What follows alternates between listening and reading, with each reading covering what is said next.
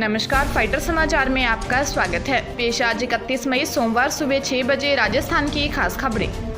अब Rajasthan mini unlock की ओर है। 1 जून से राजस्थान में कुछ छूट मिलने की उम्मीद है। प्रदेश में कोरोना संक्रमण और मौतों के मामले में कमी आ रही है। अब लॉकडाउन की अवधि पूरी होने से पहले मिनी अनलॉक की तैयारी की जा रही है। जानकार सूत्रों ने जानकारी देते हुए बताया कि किराना, सब्जी, डेयरी, पेट्रोल पंप के खुलने का समय बढ़ाया जा सकता है।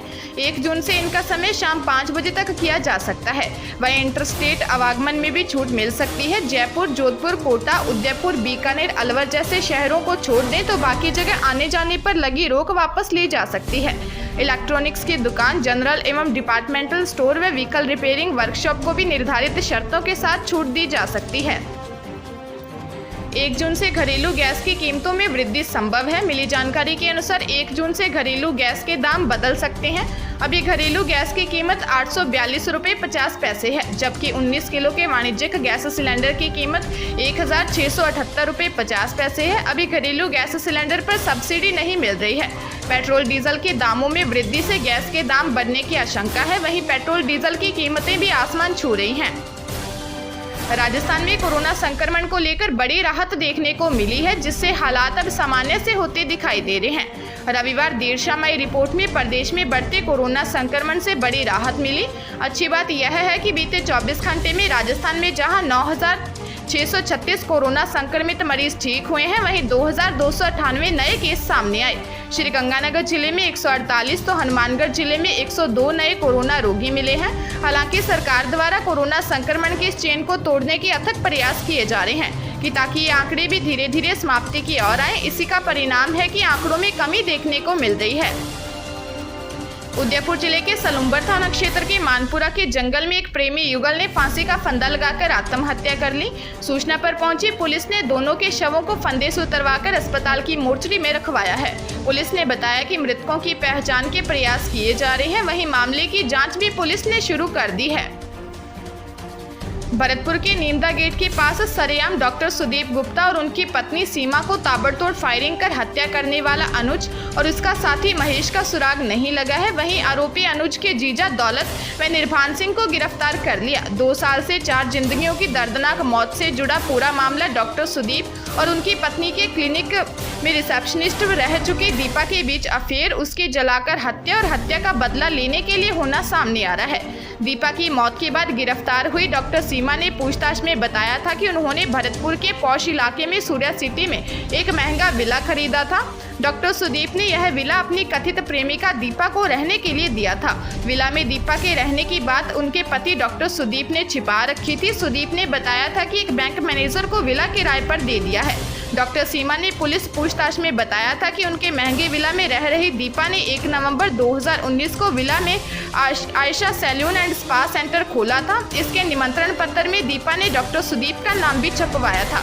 तब डॉक्टर सीमा को पति सुदीप के दीपा के साथ ताल्लुकात बनाए रखने का पता चला। खुद को भगवान बताकर दुष्कर्म करने वाले तपस्वी बाबा की जमानत याचिका खारिज हो चुकी है।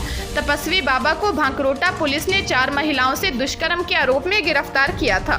फिलहाल बाबा जेल में है। तपस्वी बाबा महिलाओं को आश्रम में बुलाता और दावा करता था कि मैं ही भगवान हूँ, तुम मेरी सेवा करो, सब कुछ गुरु को समर्पण कर दो। पीड़िता ने बताया कि उसका पति से घरेलू विवाद हो गया था, उनसे MSc की है। उसे एक परिचित युवती ने बाबा के पास आश्रम में जाने की बात कही। आश्रम में बाबा ने कहा कि सब समाधान हो जाएगा। वह आश्रम में जाने लगी। साल भर सब सही चलता रहा। तब बाबा ने उसे कहा कि रात को आश्रम में रुककर सेवा किया करो। वह रात को भी आश्रम में रुकने लग गई। उसने रात को देखा कि कुछ महिलाएं अलग से बाबा के पास ऊपर बने कमरे में जाती हैं। एक दिन बाबा की सेविका उसे सेवा करने बाबा के कमरे में ले गई। तब बाबा ने भांग की गोली खिलाकर उसके साथ दुष्कर्म किया। जयपुर जिले के जवाहर सर्किल थाना क्षेत्र के मोहित नामक एक युवक ने अपहरण करने के मामले में 10 घंटे से भी कम समय में अपहृत मोहित को बरामद कर लिया है। पुलिस ने DSP ईस्ट अभिजीत सिंह के निर्देश में त्वरित कार्रवाई करते हुए मोहित को बरामद कर लिया। पुलिस ने नामजद आरोपियों के खिलाफ मुकदमा दर्ज करते हुए आरोपियों की तलाश शुरू कर दी है। प्रधानमंत्री नरेंद्र मोदी ने रविवार को 70वीं बार मन की बात कार्यक्रम के तहत अपने विचार शेयर किए। कोरोना महामारी पर पीएम मोदी ने कहा, देश पूरी ताकत के साथ कोविड से लड़ रहा है, जिस पिछले 100 सालों में ये सबसे बड़ी महामारी है। इसी महामारी के बीच भारत में अनेक प्राकृतिक आपदाओं का भी डटकर मुकाबला किया है। इस दौरान चक्रवात अम्फान, निसर्ग, अनेक राज्यों में बाढ़ आई, अनेक भूकंप आए, भूस्खलन हुए। हाल ही में आए तूफानों का जिक्र करते हुए पीएम मोदी ने कहा कि कोरोना काल में चक्रवात से प्रभावित हुए सभी राज्यों के लोगों ने जिस प्रकार से साहस का परिचय दिया है, इस संकट की घड़ी में बड़े धैर्य के साथ, अनुशासन के साथ मुकाबला किया है।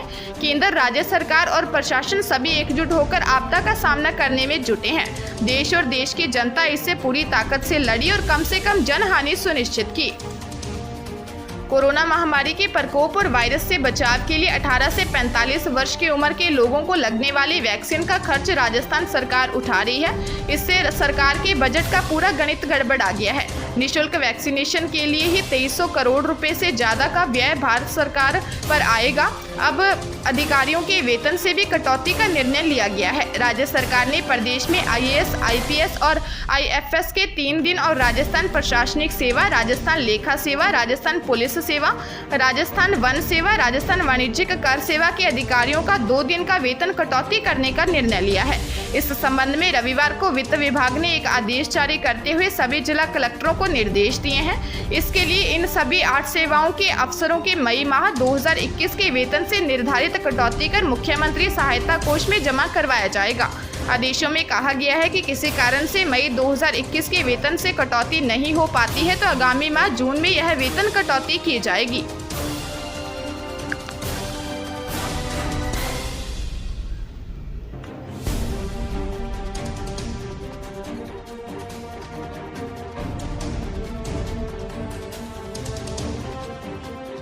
ताजा तरीन खबरों के लिए फाइटर न्यूज को सब्सक्राइब करें और बेल आइकन को प्रेस करें ताकि नई न्यूज अपडेट होते ही आपके फोन की घंटी बज जाए।